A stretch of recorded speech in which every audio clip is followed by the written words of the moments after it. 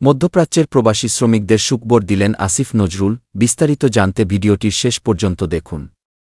বিমানবন্দরে মাসখানেকের মধ্যে মধ্যপ্রাচ্যগামী শ্রমিকদের জন্য স্পেশাল লাউঞ্জ করা হবে বলে জানিয়েছেন প্রবাসী কল্যাণ ও বৈদেশিক কর্মসংস্থান বিষয়ক উপদেষ্টা আসিফ নজরুল।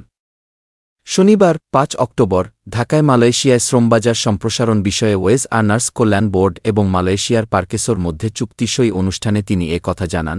আসিফ নজরুল বলেন, মধ্যপ্রাচ্যে যেসব শ্রমিক ভাইবোন যাচ্ছেন তাদের জন্য বিমানবন্দরে আলাদা স্পেশাল লাউঞ্জের ব্যবস্থা করব।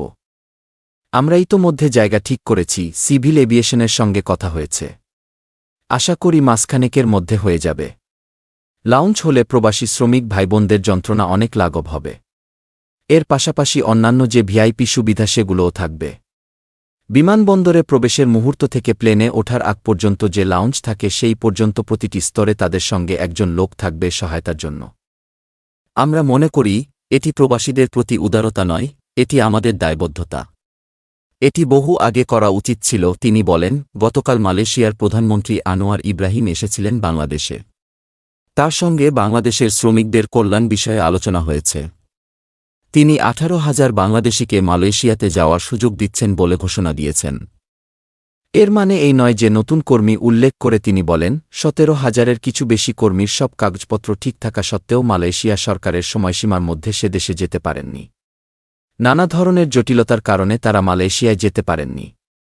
৩১ মের মধ্যে তারা যেতে না পারায় মালয়েশিয়া সরকার তাদেরকে গ্রহণ করেনি।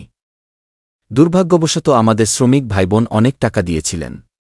আমি প্রধান উপদেষ্টা মুহাম্মদ ইউনুসকে বলেছিলাম এই বিষয়ে মালয়েশিয়ার প্রধানমন্ত্রীর সঙ্গে কথা বলার জন্য। তিনি আরও বলেন, মালয়েশিয়ার প্রধানমন্ত্রীর সঙ্গে দ্বিপাক্ষিক আলোচনা শুরুর আগে এই বিষয়ে প্রধান উপদেষ্টা কথা বলেছেন। প্রধানমন্ত্রী আনোয়ার ইব্রাহিম প্রতিশ্রুতি দিয়েছেন এই ১৮,০০০ বাংলাদেশিকে মালয়েশিয়ায় যাওয়ার সুযোগ দেওয়া হবে। প্রতিশ্রুতি মানেই কিন্তু নিশ্চিত না। আমরা মালয়েশিয়ায় আমাদের হাইকমিশন ও আমাদের মন্ত্রণালয়ের মাধ্যমে এই প্রতিশ্রুতি কার্যকর করতে যত দ্রুত সম্ভব প্রচেষ্টা চালাব। আজকে রাতে মালয়েশিয়ার হাইকমিশনারের সঙ্গে মিটিং আছে, সেখানে আমি বিষয়টি নিয়ে আলাপ করব, একটা রোডম্যাপ তৈরি করব। আমি বৈঠকে মালয়েশিয়ার প্রধানমন্ত্রীর সঙ্গে ৩টি বিষয়ে আলোচনা করেছি। তার মধ্যে বলেছি মালয়েশিয়ার বন্ধ শ্রমবাজার পুনরায় চালু করার বিষয়ে। পাশাপাশি যে ১০০ রিক্রুটিং এজেন্সির মধ্যে সীমাবদ্ধ ছিল রিক্রুটমেন্ট প্রসেস, সেটি উন্মুক্ত করে দেওয়ার অনুরোধ জানিয়েছি। সব রিক্রুটিং এজেন্সি যাতে কাজ করতে পারে এবং প্রক্রিয়াটি যেন স্বচ্ছ হয়। তৃতীয়ত বলেছিলাম, কর্মীদের বেতন বৃদ্ধি করা যায় কিনা।